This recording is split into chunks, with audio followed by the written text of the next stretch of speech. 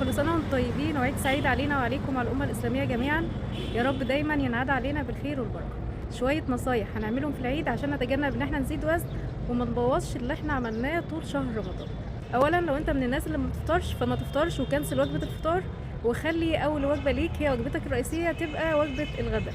لو انت بقى من الناس اللي بتفطر فبلاش انك اول ما تصحى من النوم تفطر مباشرة. حاول انك تسيب ساعتين كده بعد ما تصحى تشرب فيهم مية، ما تدخلش اكل في معدتك فجأة بعد صيام شهر كامل. هتفطر فطارك العادي، وش رغيف مع جبنة او وش رغيف مع بيض وخيار او فلفل، وبعدين بلاش تهجم الهجمة بتاعة الكحك والبسكوت دي اول ما تصحى من النوم. طبق كحك وبسكوت ونسكافيه او شاي بلبن، اوعى تعمل الحركة دي لانك كده اثرت على الحرق طول اليوم وحرقك هيضعف. الكحك والبسكوت هيجوا دورهم بس مش دلوقتي. ابدأ يومك بفطارك العادي وبعدين دخل الكحك والبسكوت.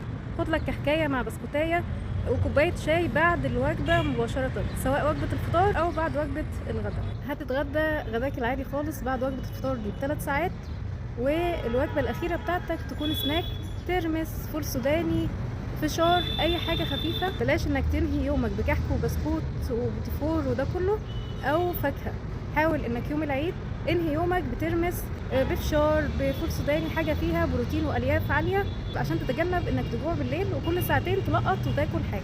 يبقى انت هنا من الاخر 3 وجبات: فطار لو انت بتفطر، وغدا وسناك لو انت ما بتفطرش، غداك العادي خالص، وممكن تاخد سناكين بين كل وجبه والتانيه 3 ساعات. وما تنساش تشرب نص لتر ميه بعد الكحك والبسكوت. لو انت من الناس اللي الوجبه الرئيسيه بتاعتك بكره هتبقى رنجه وفسيخ، اشرب ميه كتير عشان الرنجة والفسيخ موالح بتحبس ميه جوه الجسم، فتخلص بالميه دي انك تشرب كفايتك من الميه. بلاش بيبسي، وكمان لو مشيت ساعة بعد وجبة الغداء هتفرق معاك جدا. بس كده، كل سنة وانتم طيبين.